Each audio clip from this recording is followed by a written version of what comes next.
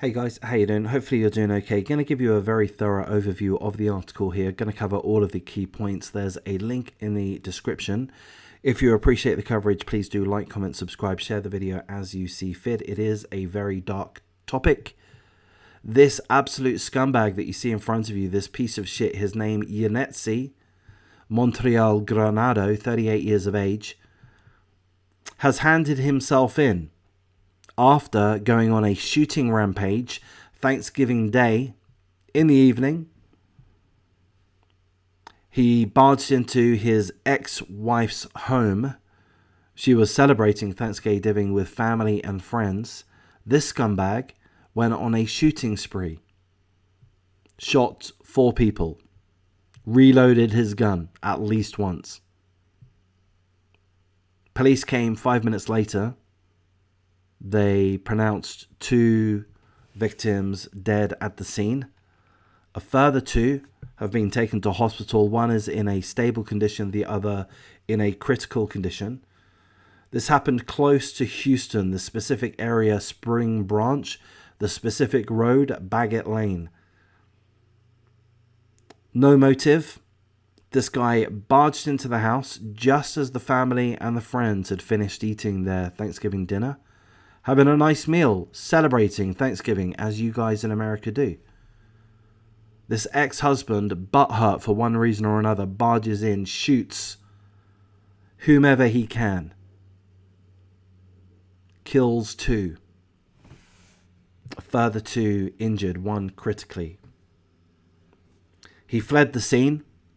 A neighbor called the police. Police arrived very quickly, seemingly within 5 minutes, give or take. Unfortunately, they were able to pronounce 2 dead out the scene, an adult male and an adult female. I believe the adult female is believed to be the ex-wife of this scumbag, Yonetsy Montreal Granado. The names of the victims haven't been released, or certainly haven't been disclosed within this article.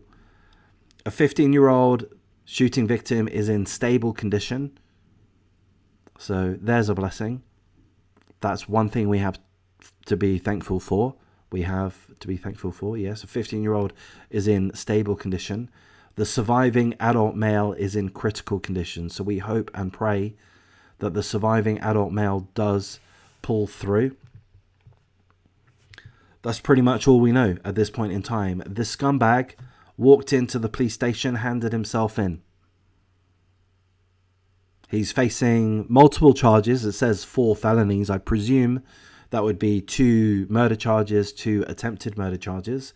I would imagine that there's going to be further charges added onto them, and seemingly he's cooperating. So that's a good thing. That's a blessing. I'm not attempting to praise the scumbag. Yonetsy Montreal Granado is evil. He's a psycho. He's upset about something. He decides to barge into his ex-wife's home unannounced, unwelcome, no right to be there. Barges in, shoots anyone and everyone he can with the intention of killing. He reloads at least once.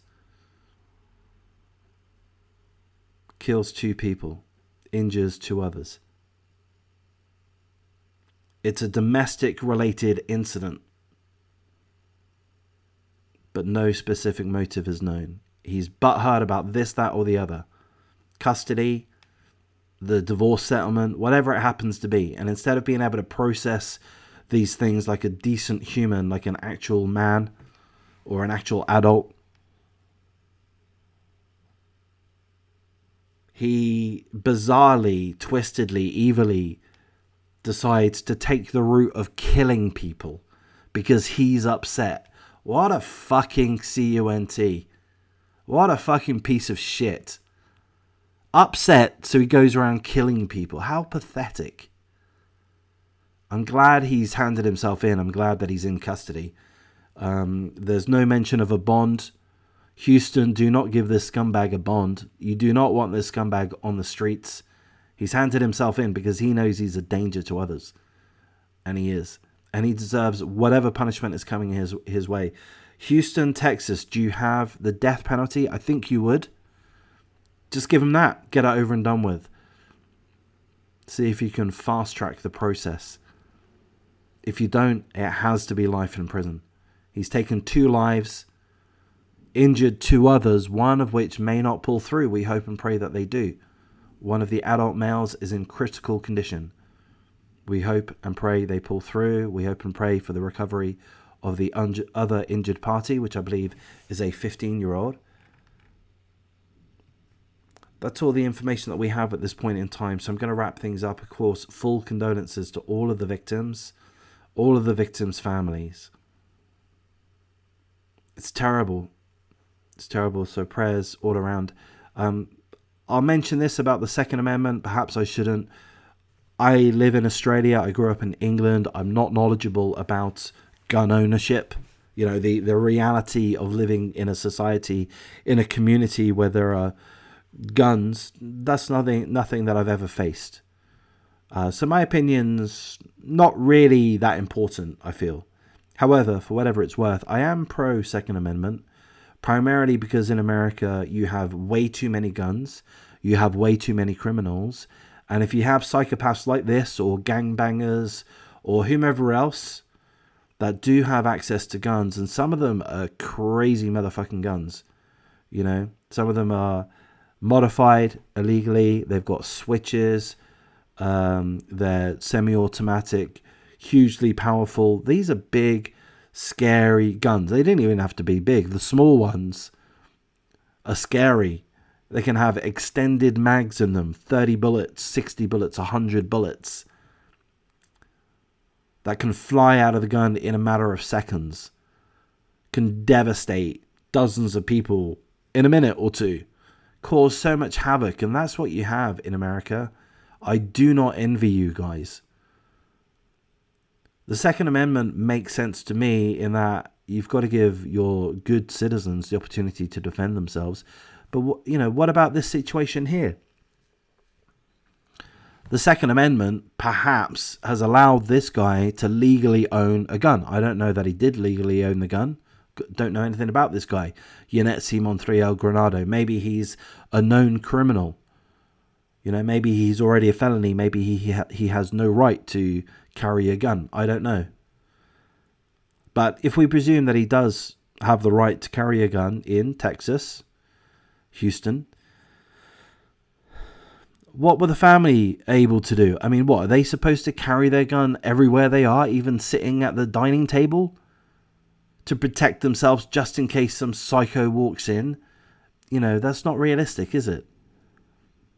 So I am pro Second Amendment, but I'm not like 100% supportive of it, because it just seems like the best of the available options, all of which are bad. The problem is you've got a proliferation of guns, and you've also got a proliferation of psycho CUNTs in your country. I don't envy you guys. In fact, I'm grateful that I'm in Australia. There's crime here, of course. There's gun crime here, but not a lot. Pretty minimal. It's pretty much gang on gang, or rather bikey on bikey. Yeah, as far as I understand. I'm no expert.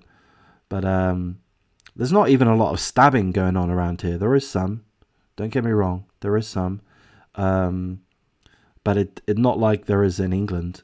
And there's no point in me saying not like there is in London, because it's not only in London that stabbings are occurring on a regular basis in England. Having said that, I think there have been a few stabbing murders in Australia in the last few days.